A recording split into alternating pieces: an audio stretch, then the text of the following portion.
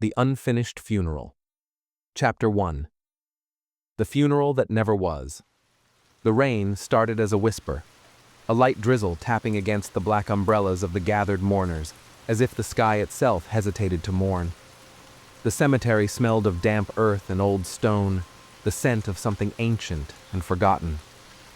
Elias Carter stood at the edge of the grave, hands clenched into fists.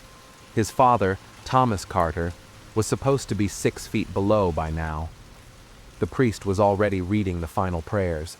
The coffin, a rich mahogany casket with silver-plated handles, was slowly lowered into the earth. Then someone screamed, "Stop!" The voice came from inside the coffin. A ripple of gasps spread through the crowd. The pallbearers froze, eyes wide with fear. Elias's heart pounded so hard it drowned out the rain. "Open it," a woman, his Aunt Lydia, whispered. No one moved. The silence was suffocating, thick with something unspoken. The funeral director hesitated before nodding to the gravediggers. With a grunt, they heaved the coffin back up and unlatched the lid. The hinges creaked. The lid lifted. It was empty. A collective shudder ran through the mourners. A coffin without a body. This must be a mistake," the funeral director stammered. "The body was confirmed before transport." But Elias barely heard him. His phone had vibrated in his pocket.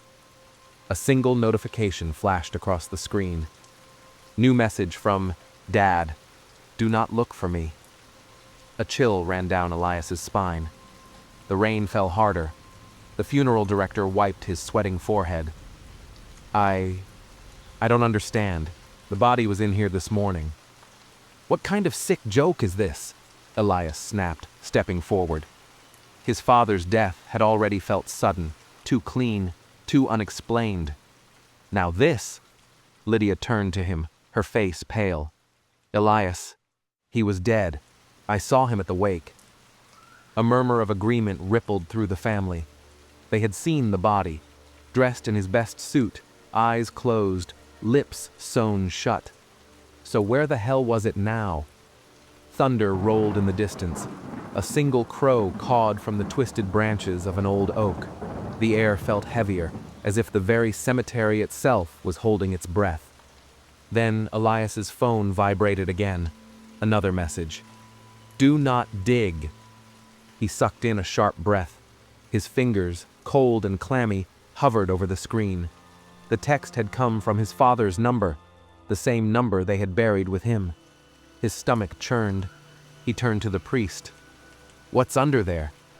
The priest looked startled. "Underwear?" Elias took a step forward. His shoes sank into the wet dirt beside the empty grave. "If my father isn't in this coffin, then who is buried under it?" The rain stopped. The world held still. The gravedigger hesitated. Then slowly he raised his shovel. "Let's find out." The first shovel hit the dirt with a dull, wet thud. The priest murmured a quiet prayer, but his voice trembled. The gravedigger worked fast, slicing through the softened earth, sweat mixing with rainwater on his face. The gathered mourners stood in silence, their dark clothing blending into the stormy sky, as if they were already part of the grave itself. Elias Carter's pulse hammered in his ears. His father's body was missing. His phone had received messages from a dead man, and now they were digging to see what, or who, was buried beneath the coffin's resting place. The shovel hit something solid. Everyone tensed. The gravedigger hesitated, then knelt down, brushing away the dirt with trembling hands. The shape of another coffin, older, rotted at the edges, emerged from the mud. "This isn't his," the funeral director muttered, stepping closer. This shouldn't be here." Elias's chest tightened. His father's grave was new. This coffin was ancient.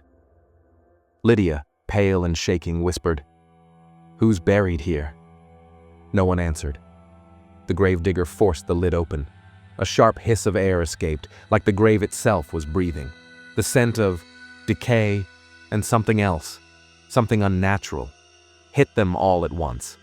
Inside lay a corpse, but not just any corpse. It was identical to Thomas Carter. Same face, same scars, same suit, though tattered with age. Elias stumbled back. His breath came in short gasps. No, that's impossible. Lydia covered her mouth, eyes brimming with horror.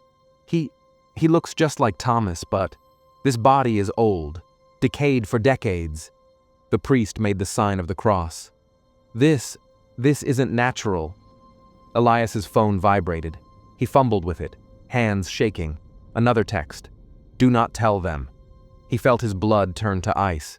His father, his real father, was out there, watching, waiting. Then the corpse's eyes snapped open. A scream ripped through the cemetery. The gravedigger fell backward, scrambling away. The thing in the coffin didn't move, but its eyes, sunken, blackened, and filled with something inhuman, were locked onto Elias. A dry, rattling voice rasped out from its rotted lips. He should not have run. The wind howled, whipping through the graveyard, scattering dirt and dead leaves. The priest stumbled back, clutching his rosary. Elias couldn't move. The dead man, his father's twin or something far worse, was still staring at him. Then his phone vibrated again. One last message. They are digging for me. You need to run. A shadow moved behind the trees, and Elias realized they weren't alone.